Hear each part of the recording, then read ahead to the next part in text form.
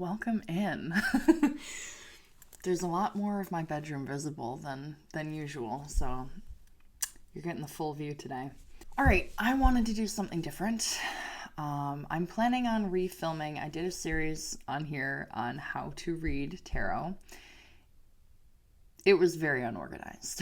I'm fully aware of that. I am planning on filming another series, a more organized version of that series at some point, possibly today, sometime this month at the very least. I wanted to make a video just talking about some of the basics, especially for people who are new to reading tarot or any form of divination. I want to run down the list of things that I would have found helpful if I had come across a video like this when I was just starting out. So my hope is to give you a rundown of all the things that I include when I am doing my readings, practices, habits, all that good stuff. I do have a mirror off to the side here that is not usually visible on camera. So if you see my hands floating around, that's what that is. Without yapping too much more, let's just get into it, okay? First and foremost, when you are practicing any form of divination being, could be using runes, it could be any form of scrying, be it mirror or water. It could be tea leaf reading, tarot reading, oracle card reading. The list goes on and on. Any form of divination, you're always going to want to protect yourself. Protection and grounding are the two main staples, the two most fundamental, important, I cannot stress enough. You need to be grounding and protecting yourself when you're doing this type of work. Any form of ether communication, spiritual communication, any form of spiritual work, please, please, please ground and protect yourself. I cannot emphasize enough how important that is, okay? You don't want to go floating away. You don't want to go losing your shit, okay? Please, please ground and protect yourself. That being said, let's cover some grounding and protection methods, right?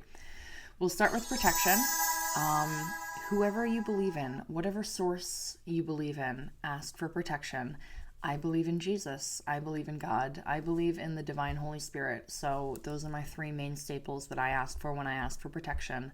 I will also ask for the highest and most divine from my spirit team to protect me as well. That's typically just, hey, ask for some protection. Please protect me while I'm doing this so that I am only receiving the highest and brightest and most divine information, and I'm not leading anyone astray, and I'm not getting any negative energies seeping through. When you become more familiar with that, you can tell if there's a not so friendly spirit or an energy that kind of tries to slip in every now and then. That hasn't really been an issue for me because I do make it so prioritized to protect before I do anything. That being said, yes, I have had other spirits kind of take over a reading if I'm giving a reading and someone will be like, this isn't resonating. It's because the reading has been hijacked, and usually it'll feel a bit muddy when I'm trying to give the reading. I'll be like, okay, what the hell am I trying to decipher here? So the more familiar you get with it, the more you'll be able to, kind of key in and figure that out as you go. Another thing I like to do when I'm protecting and cleansing is I burn Palo Santo at the beginning of all my readings. Really good for cleansing negative energies out of there.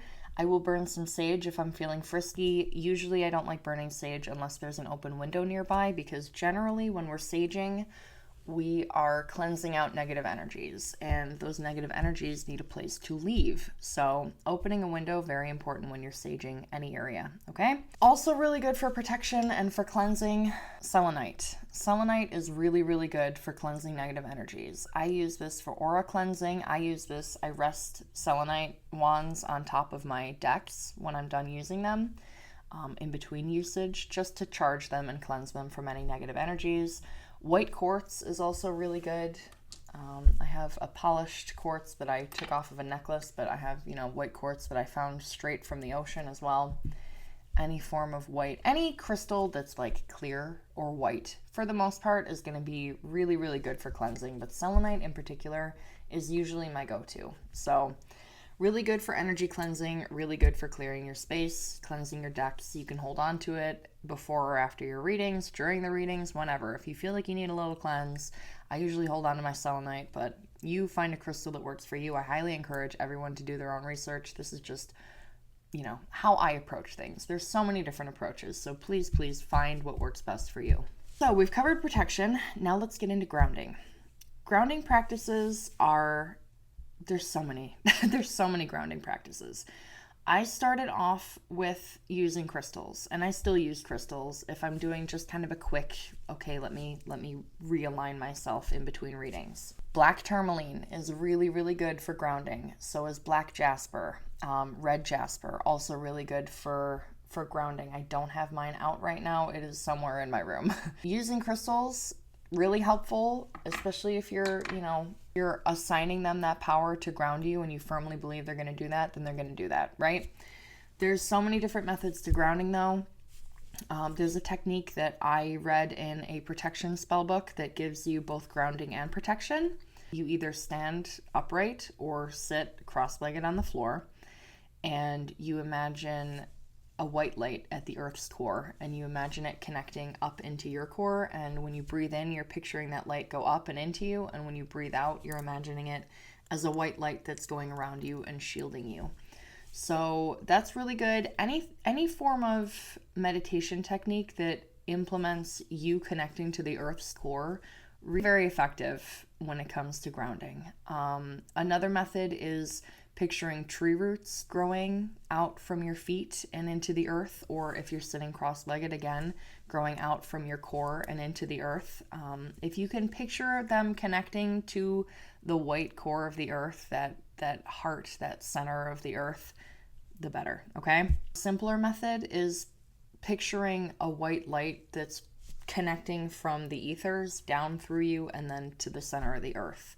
That way you're also connecting upward as well, so it's kind of a 2-for-1 if you're doing, if you're tapping into meditating and aligning your crown chakra and your third eye chakra. Picturing that white light, or picturing even branches going upwards and connecting into the ethers and picturing that light channeling down into you, that's also going to help you to channel information.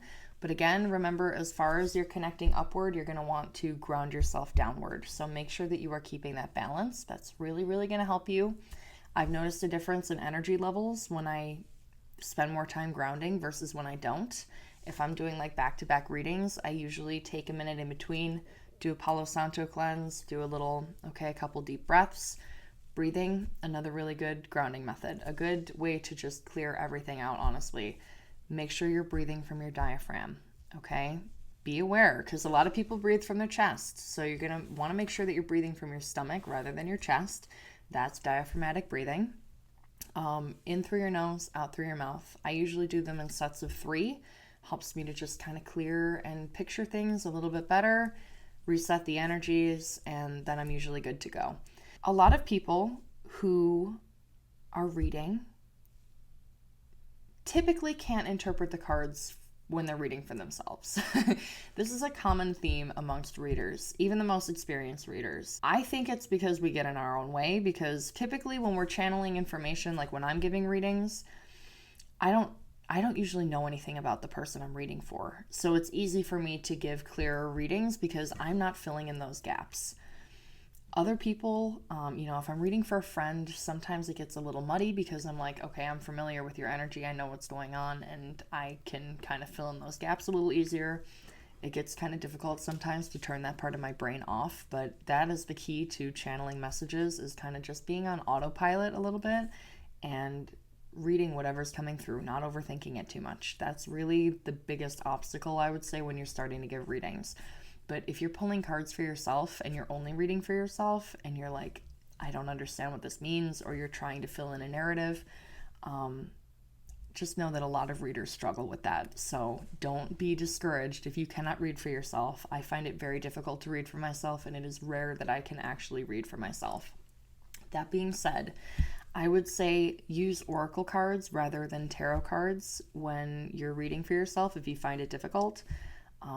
Solely because, I have an angel deck that I pull from anytime I'm feeling a little lost, a little off course, I need a little reassurance, and I just love the write-ups in there. They're very straightforward. It's just, what do I need to hear? And a card will pop out, and I'll read the description and usually end up crying because it's right on the money. So that's just my advice. You do what works for you. Speaking of oracle cards, A common question that I've had several times is, what is the difference between a tarot deck and an oracle deck? A tarot deck will always have 78 cards in the deck.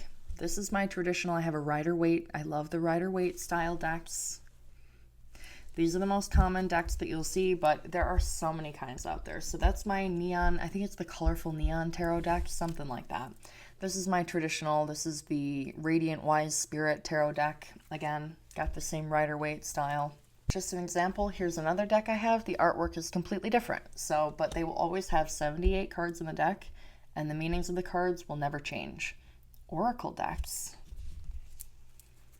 the numbers of cards are going to change based on what oracle deck you're getting, okay? And the meanings of the cards always going to be different. So this is the deck that I made. So I've used my own artwork.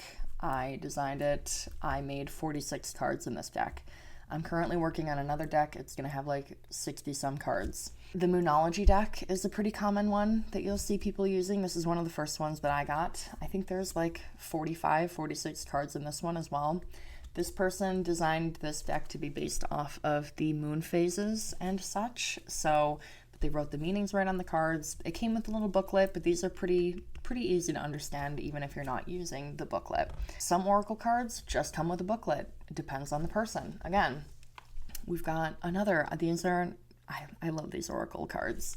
These are really good when I'm trying to tap into messages from a loved one. If someone's looking, to receive some news, some info. Very straightforward. They just have the meanings right on the cards. I'm not sure how many are in this deck. 40. There's 40 cards in here. These are really cute, really sweet, really easy. Really easy. It doesn't come with a booklet. It literally just comes in this little there's a pink and a blue deck, the little partner decks. And these are they're really cute, and they can be really accurate. I've had some really accurate messages that it's like you wouldn't think they'd be so specific, but they can be specific when they need to be. So that's Oracle versus Tarot. Nothing too crazy. Oracle's going to be different depending on the deck. Tarot is always going to be the same meanings and the same cards, just the artwork might differ, okay? The last thing I think I want to mention is lighting a candle can be very helpful when you're giving readings, just to add another element in there. Some people like having water nearby as well. Just, again, working with the elements. So work with the elements if you're feeling drawn to work with the elements. I light a candle when I give my readings. And again, I usually do my Palo Santo beforehand as well. I have moon water and rose water combined in this bottle here. It was originally rose water, neroli, and lavender, but I have since just kind of come up with my own concoction. It is primarily rose water and moon water. And I'll do a little spritz just to cleanse in between readings and before readings. So, but that's just, that's just me. You do what feels right to you. All right, I think that's about it. So I will leave that with you. I hope that you have learned some info that maybe you didn't know before if you're getting into this stuff, or even if you just want to see someone else's take on how they practice. I'm also here to answer any questions. If you have any questions, just leave me a comment. I am more than happy to answer. So, all right.